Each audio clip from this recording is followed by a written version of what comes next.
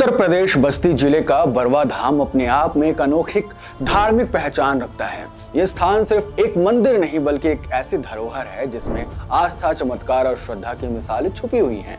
बरवा धाम के मंदिर में स्थित भोलेनाथ का प्राचीन शिवलिंग को लेकर लोगों का मानना है कि यह शिवलिंग बेहद ही पवित्र है और जिस पर श्रद्धा से श्रद्धालु दर्शन करने आते हैं उनकी मनोकामनाएं पूरी होती है। और इसे न्यायाधीश बाबा भोलेनाथ के नाम से जाना जाता है क्योंकि यहाँ लोग मानते हैं कि जो भी यहाँ झूठ बोलने या कसम खाने की कोशिश करता है उसका बुरा हाल होता है। बरवा धाम की कहानी शुरू होती है उस समय से जब इस स्थान पर एक विशाल जंगल हुआ करता था। कहा जाता है कि जंगल के बीच पतजुग नाम का एक वृक्ष के नीचे पहली बार शिवलिंग देखा गया था। इस चमत्कारिक घटना ने आसपास के इलाकों में हलचल मचा दी थी।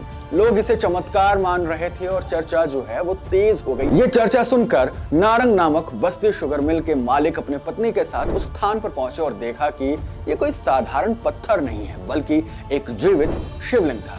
मगर जब उन्होंने इसे उखाड़ने की कोशिश की तो ये पूरी तरीके से उनके नियंत्रण के बाहर हो गया। नारंग की पत्नी के पैरों में ठोकर लगने से वो नाराज होकर बोली कि आप भी इतनी बेतुकी चीजों को देखने चले आते हैं। इसके बाद नारंग ने अगले दिन 15-20 मजदूरों के साथ शिवलिंग को निकालने की कोशिश की, लेकिन जितना ज्यादा वो खुदाई करते उतना ही शिवलिंग नीचे की ओर बढ़ता गया। एक वक्त ऐसा आया कि खुदाई करते करते पानी आ गया और शिवलिंग का कोई अंत नजर नहीं आया। ये देखकर नारंग हैरान हो गए और उन्होंने तुरंत वहां मिट्टी डालने का आदेश दिया।